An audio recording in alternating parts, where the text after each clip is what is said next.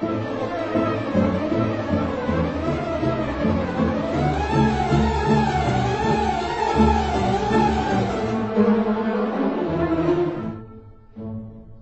Aster directed Midsummer. You might remember that movie as a quaint tourist film about the local culture and cuisine in Sweden. With themes of grief, loss, death, Midsummer sidestepped a typical horror trope with a trippy, dreamlike journey. Before that, Ari Aster's previous movie had themes also of grief, loss, death, with a trippy, nightmarish journey. This is Hereditary. Welcome to Barbie's Nightmare House. I see Derek Zoolander is ready to move in. Now that's detail. Get up, bitch! Grandma's funeral in 5. Toni Collette is Annie. Her mother is dead. Not lying. Gabriel Byrne is Steve, father and kick-ass treehouse builder. Millie Shapiro is Charlie, daughter with an odd tic. Grandma's funeral leaves behind a mysterious life. She had private rituals, private friends, private anxieties. Calm it down, Jared. It's a funeral. Alex Wolff is Peter, son, former grandson. Charlie likes drawing the kind of shit that freaks out kindergarten teachers. Aw, Grandma loved it when they'd go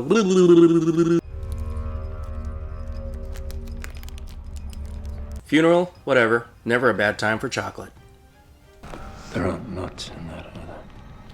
Does that have nuts? Because we don't have the EpiPen. Nut allergy. Okay, she's going to eat nuts before the movie is over. Are we in agreement? Despite possibly being a den of evil, I like their house. Speaking of houses, Annie builds dioramas for a living. And Charlie builds... things. Who's gonna take care of me? Excuse me, you don't think I'm gonna take care of you? I repeat my question. But when you die... Or maybe you'll take care of your damn self by then. Okay, who's gonna take care of me when I put you in a home? I love you. Why did Granny have so many vibrators? Annie made a diorama of Grandma feeding Charlie as a baby. What is happening here? Charlie preferred powdered milk. Ow! School needs to ease up on the Windex.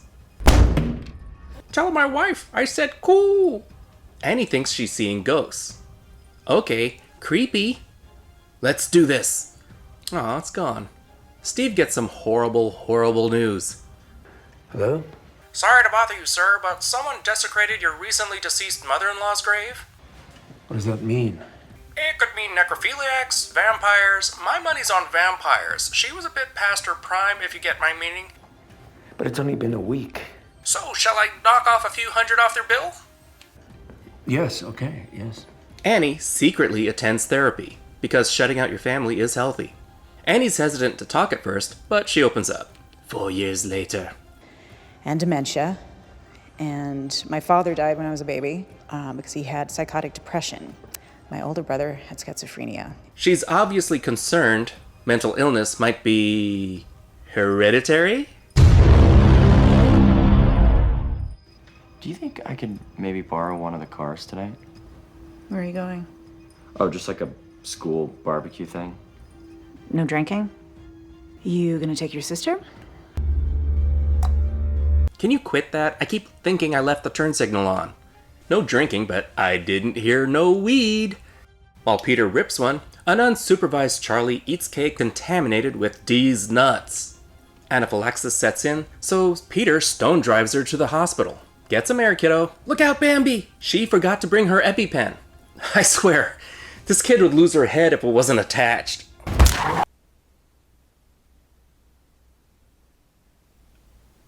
Charlie? You good? I don't hear wheezing. Man, you can see a million thoughts going at once, and every single one is grinding to a halt. Let's skip the hospital. I'm tired, my buzz is wearing off, and shock is setting in. I'll just park the car normally. Doo-dee-doo. Go inside. Doo-dee-doo. Climb into bed. Doo-dee-doo. The next morning, Mom finds Charlie in the car. Well, most of her. Real talk here, Toni Collette's performance is heart-wrenching. It is haunting, it's a pain no parent wants to feel, and she made all of us feel it. Toking the pain away isn't cutting it. Oh, hey, dude, you alright? I need someone to drive me into a telephone pole. Annie meets Joan at therapy. Hi. Are you doing better? Well, I was until recently. How is your relationship with your son? Not bad. Once I almost set the kids on fire while sleepwalking. I suppose as a form of therapy, Annie memorializes the tragedy in miniature. Check it out, I used a walnut for her head. Take that, irony. Kinda sick, but she really does good work. What was that? Dinner is a little awkward. Just fucking say it! Don't you swear at me, you little shit! I know it was an accident, but it was still your fault. You made her go to the party. Pass the goddamn potatoes. Before things get out of hand, Dad calms things down. Fine, I'll get dessert. Son, I wouldn't eat it if I were you. Way ahead of you, Pop. After these messages. We'll be right back. Joan gives Annie the idea of holding a seance to contact Charlie in the great beyond. Seems easy enough. Louis. Louis, if you're here, put your wiener in the glass. Hi, Louis. Louis was playful like that. A brief demo has Annie sold. Get your credit card number ready. My friend Joan taught me how to do this. They do seances during the day, you know. What language is even that? Oh, tenace I am. Very funny, guys. Yes! Thank you, Charlie. That was so good. Okay, Charlie, let's go over those winning lottery numbers one more time, okay, sweetie? The seance gets a little freaky, so Steve gets the wife wet. What the hell? What are you doing? Man, you can get just about anything at Hobby Lobby, can't you? Annie? Are you okay, Annie? Annie, are you okay? Are you okay, Annie? Model makers, look away. Ooh, she really should be doing this while wearing a Godzilla suit. Life getting too much? Cannabis edibles, take me away! Peter's guilt seems to be haunting him. What's wrong, boy? Wait, when did we get a dog? Headboard? More like handboard, am I right, folks? High five! Charlie's flipbook from the beyond is getting just embarrassing. If she thinks this is going on the fridge, you can't burn a moleskin, people. It only pisses them off.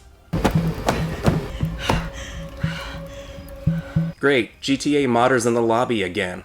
Annie tries to get help from Joan, but winds up getting ghosted in more ways than one. Either Joan has a connection to Annie's mother, or they ordered from the same Etsy. Joan is busy bugging Peter. I expel you! She'll have to catch and eat him first. Saturday! Dagony! Paragon! Is she trying to activate the Winter Soldier? Grandma seemed to have a lot of stuff about a demon called Paimon. Truly evil, came very close several times to killing Strawberry Shortcake. When you conjure him, he gives you stuff, so he doesn't seem all that evil, right? Every coven has that one member who brings a camera to every event. Poor kid, he's been through so much, and to top it all, someone stole Grandma's body. Just when we got her out of the house, Grandma's back.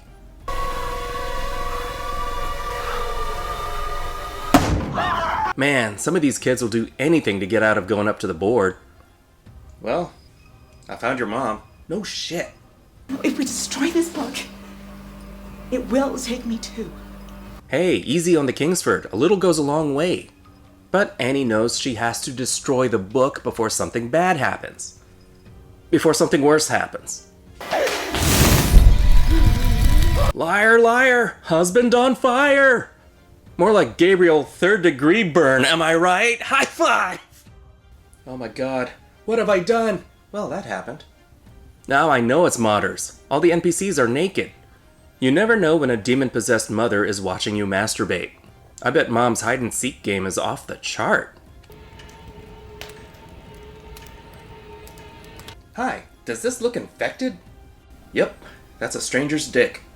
Haha, made you look at the weird guy's penis. I wasn't looking, Mom! Stop! I'm sorry! You should see her ring the doorbell. Locked doors don't matter. She gets in anyway. Why does this movie hate heads so much? Yeah, that didn't do it, but the sight of naked people sends him out the window. This leaves him gravely injured, possibly dead, unable to resist the spirit trying to possess him. Oh, please, just don't go in through his ass. He's been through enough. Alright, let me see if I have this. Grandma worshipped this demon to make the family rich. She needed a child to inhabit, but when the firstborn was unavailable, Paimon got stuck in Charlie. But he prefers dudes, so the cultists somehow get Charlie killed and set off a chain of events that tears the family apart, wearing Peter down to the point where he can't resist Paimon anymore. Step 3. Prophet. And by the way, I know it's Paimon, but it's more fun to call him Paimon. Our Paimon, one of the 8 kings of hell. Remember, it's always good to be the king. And that was Hereditary. This movie messed me up, and it sticks with you. If you were to strip away the supernatural elements, no Paimon, no possessions, no spirits, etc., at this movie's core is a family being torn apart by grief, regret, tragedy. Why are you scaring me? Make it stop! Make it fucking stop! It's not about ghosts saying boo. It's watching this woman lose her mind, her family, and her life. By the way, Grandma wanted her family to reap the rewards from Paimon, but, well, now everyone's dead or possessed. Paimon is the demon behind all this, but is he really the bad guy here? He was living in Charlie this whole time, but hardly seemed to be a force of evil. Alright, she was a little weird, but she's not exactly Vigo the Carpathian. It's like he's being used by these people, forced to exist here on Earth so these jerks can have a retirement plan. Why, when they seem to save so much money but not buying clothes? The direction is very uncommon these days. It's a long movie, over 2 hours, but it's deliberately slow. The director holds shots extremely long. It builds tension by letting the audience experience the characters' reactions. This isn't a still. When hearing a mother's anguish screaming in the distance is genuinely chilling. Horror is about what happens to people. What's scarier, running from a knife-wielding maniac or watching helplessly as your family unravels? The gore is just spiking the ball at this point. The acting is superb. Toni Collette, Gabriel Byrne, Alex Wolff are especially convincing as a family barely holding it together. Intensity without going too melodramatic. The third act is where things start to go off the rails. The movie starts off in one direction, you think it's a haunting. Then it's a mental breakdown. Then it's a Ouija board seance gone wrong. When we finally get to the demon thing, did not see that coming. I was like, yeah, is this where we're landing? As dark and terrible the build-up to this moment was, it's our relief. Hereditary is 4 Bs. Not exactly a traditional horror movie, it's just as much a family drama with a deeper, darker edge. There's a feeling of doom that smothers you like a big, heavy blanket. Some of the imagery is shocking, unsettling, and this movie really gets under your skin. I made the mistake of watching it before bedtime. Thank you so much for watching. Like, subscribe, comment the bell, the usual YouTube stuff. This is theNewBee, and I'll see you later, kids. Toodles! Watch out for that tree! Take it in the face! Pow, right in the kisser.